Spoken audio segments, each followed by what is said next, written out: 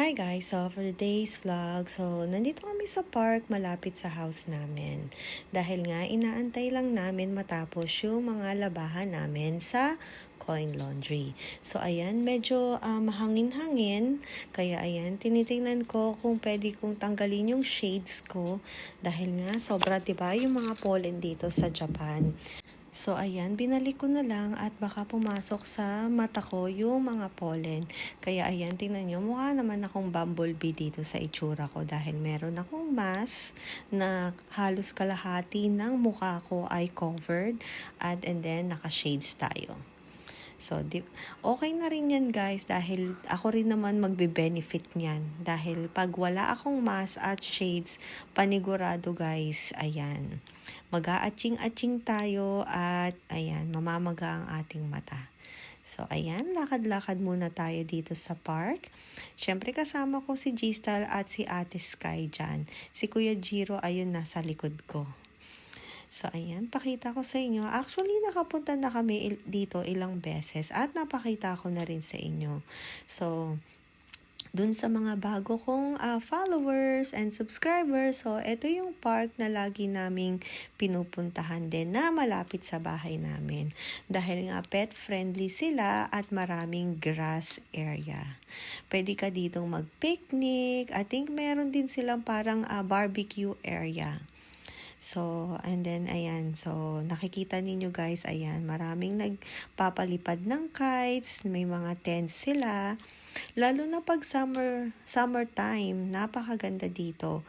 Ayan na si Ate Sky. Nakikita nyo ba? Sobrang liit, 'di ba?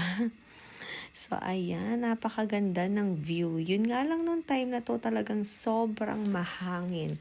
Ayan, kaya nag-worry din ako kasi nga, akala ko medyo mainit-init na dito sa Japan. Kaya yung jacket ko medyo manipis na. Pero, ayun nga, pabago-bago pa rin yung weather. Minsan malamig, minsan mainit. So, hindi mo talaga maintindihan kung ano talaga yung susuotin mo. Kaya, ang ginagawa ko na lang, nagdadala na lang ako ng thick jacket. So, ayan. So, lakad-lakad tayo banda. Dahil maglalakad-lakad din tayo banda doon sa may dagat. Ayan. Female na, female. Girl?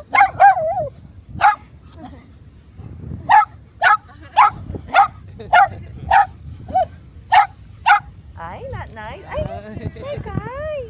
Be nice. Arigato. So, ayan, may nasalubong kaming isang cute na dog. At si Ate Sky ay hindi namin maintindihan kung gusto ba niyang makipaglaro o ayaw niya. Pero ang cute nila, 'di ba no guys? So, ayan, tingnan nyo kung gaano kahangin dito. Ayan, pagmasdan nyo yung alon ng tubig, talagang humahampas dahil nga sa sobrang lamig or sa sobrang hangin.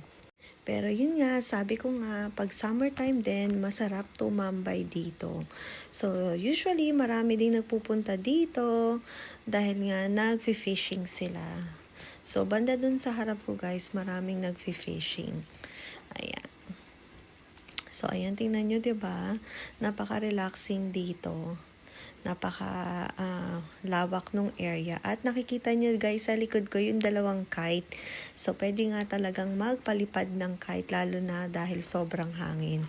So, ayan, diba? Nakaka-relax yung alon ng tubig. At yung banda doon ay yung tinatawag nilang Monkey Island. So, nakapunta na rin kami doon, pero wala naman masyadong magawa doon sa island na yun. At noon, akala ko ay maraming monkey doon, pero wala. So, wag na kayong umasa guys. Actually, maganda din naman mag-chill-chill. Ayan, kung gusto niyo lang maglakad-lakad, ayan, pwede kayong pumunta doon. Ayan, matagal-tagal na rin kaming nakapunta doon. Parang elementary pa lang si Kuya Jiro. So, ayan. At ayan guys, pakita ko sa inyo or i-flex ko sa inyo, eto, may nagbigay sa akin ng mga goodies galing sa Chateraise. Ayan. Actually, sa work ko to galing. Ayan. So, shout out ko na lang dun sa kitchen staff. Dahil ito daw yung regalo nila sa akin. Ayan. So, bubuksan natin yan guys. Ayan, dumulas pa.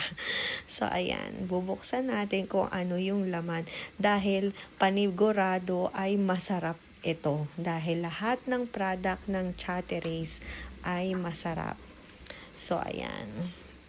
Talagang, ayan. O, ayan. O, diba? Gustong-gusto ko talaga tong product na to ng Chateraise. So, i-flex natin isa-isa. So, ayan. Parang ito ay parang strawberry siya. Ayan. Syempre, na-excite tayo dahil strawberry ang ating favorite. At ito, hindi ko alam guys. Kayo na lang mag-adjust. Pero parang sabi ko nga, parang banana siguro ito. Ito, parang strawberry din. Ayan. At meron pa isang flavor ata. Ayan. So, and then, syempre, titikman natin yan. Dahil nga, strawberry. Ayan.